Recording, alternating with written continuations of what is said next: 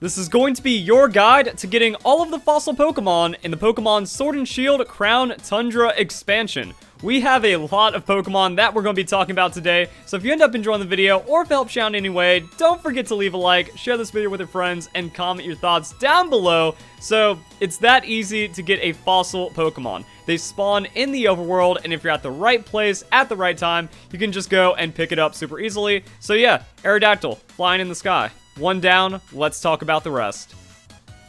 Ooh, and side note, I got it on the quick ball. Okay, now we can go and talk about the fossil Pokemon. Let's start off with Omanyte and Kabuto.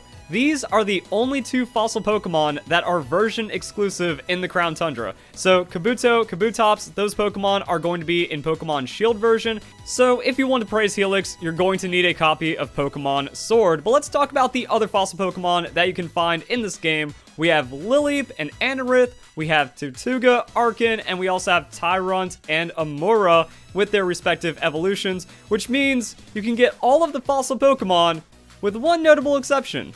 Gen 4 fossils are not in the game. So no remakes confirmed? Who knows?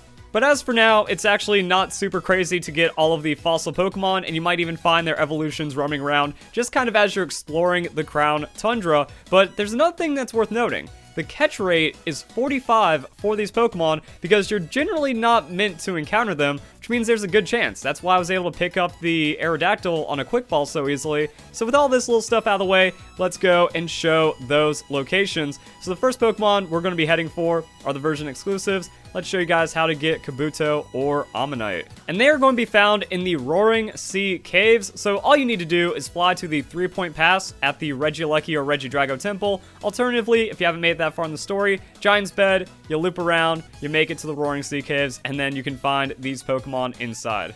Oh, and on your way there, you can find yourself a Carracosta and a Tirtouga, so you can catch them back to back just like that if you're really in a hurry to fill out the Crown Tundra dex. Also, side note, the current weather pattern I have set for the entire Crown Tundra is going to be normal weather because global weather patterns still exist inside the game, which means the last day of the month, so the 30th or 31st or whatever February is going to be, will be the one for the global weather. And if you set it to April, that is how you get the normal weather, which is where you can find these Pokemon spawns, because normal weather in the Crown Tundra, pretty neutral, has most of the Pokemon available. So then to make your way to the caves, you just go this way and then you head into the cave over there. Now as you go around and explore the caves, you're just going to find the fossil Pokemon that you're looking for. Boom, there's an Omastar right there. Let's go and test our luck by throwing a quick ball just to show how easy it can be to catch some of these Pokemon.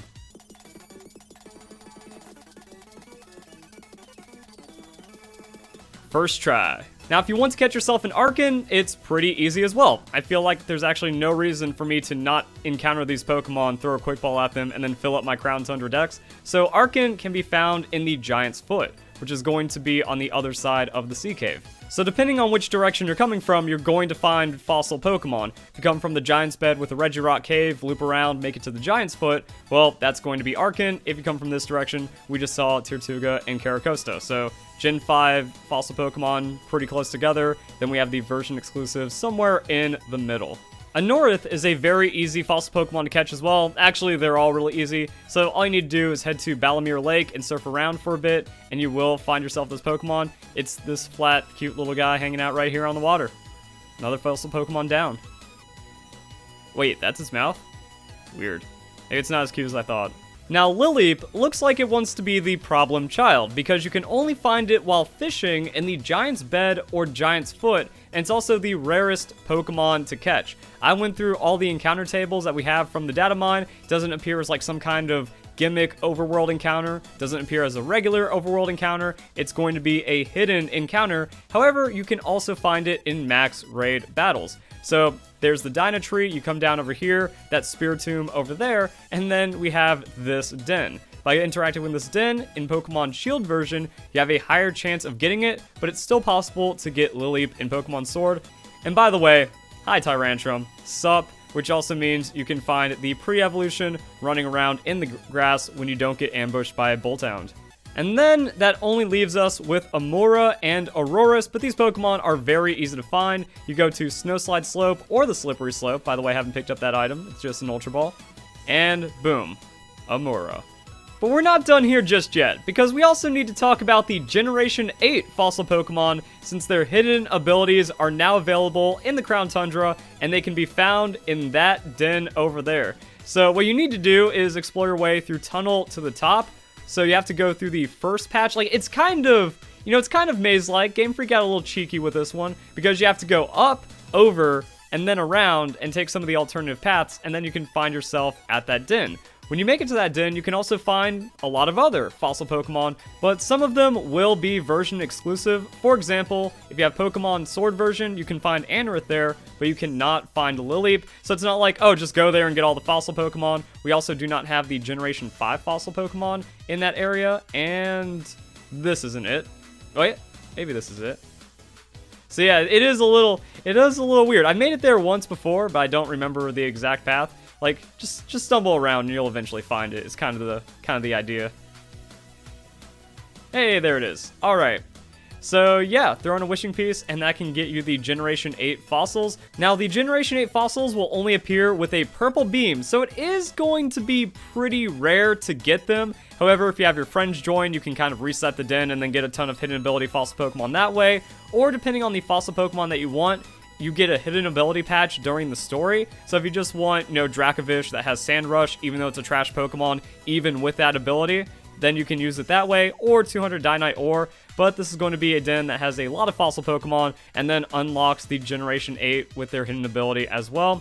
And then we can take a look at the Generation 8 Pokemon with their hidden abilities. That way you can put a face to the name. So the Draco Pokemon have Sand Rush. That's going to be Dracovish and Dracozolt, the ones that we see the most. And then Arctovish and Arctozolt we pretty much never see, and those are going to be Slush Rush. Now, Slush Rush doesn't really work with these Pokemon. That 55 speed is far too low. Dracovish, though, is going to be where we see that 75 speed, and that's also just like the Draco-Arcto dynamic that we see with these fossil Pokemon.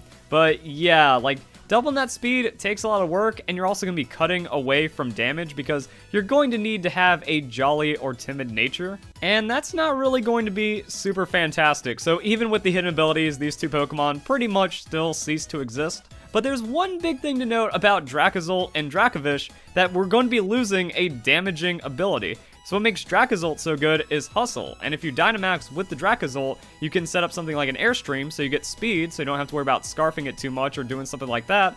And then Hustle isn't going to have the accuracy drop because max moves always land. But with Sand Rush, you're losing that 50% damage. And it's only going to be viable when sand is up, so could have some kind of synergy in doubles, but still not really that fantastic. The plan is you already need to be outspeeding to make these Pokemon viable because of the Bolt Beak or the Vicious Rend, and that also brings us to the Dracovish. What makes Dracovish so good? You have to outspeed. Sand Rush, that sounds cool, but you need to have sand get set up somehow. Dynamaxing Dracovish isn't really that ideal of a situation to have your Pokemon. I mean, you can do it, you can Rock Slide, and then you outspeed the next turn, but you're going to be taking a lot of damage, potentially putting yourself into a KO position as well, and now you can't run a Choice item. So Choice Band isn't going to work while Dynamax, so that means you have to have a Life Orb, so you're cutting on damage even further. So you're going to find with the Sand Rush that Dracovish is not really the Pokemon that it's supposed to be because you're cutting back on way too much damage. I mean, even though it only has a 75 speed, this Pokemon can be used with a Choice Band